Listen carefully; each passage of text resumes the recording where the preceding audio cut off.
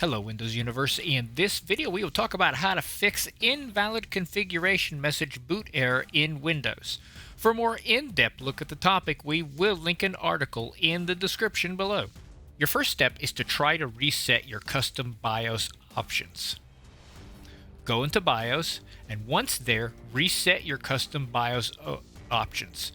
Then verify that the date and time are correct and change any other needed BIOS menu options for your normal configuration, then restart your system.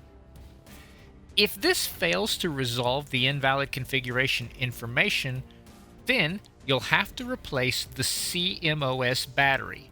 If the CMOS battery is damaged or dead, you might receive this error.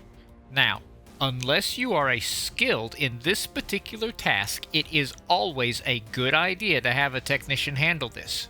For more helpful articles to help you maximize your Windows experience, go to our website, thewindowsclub.com.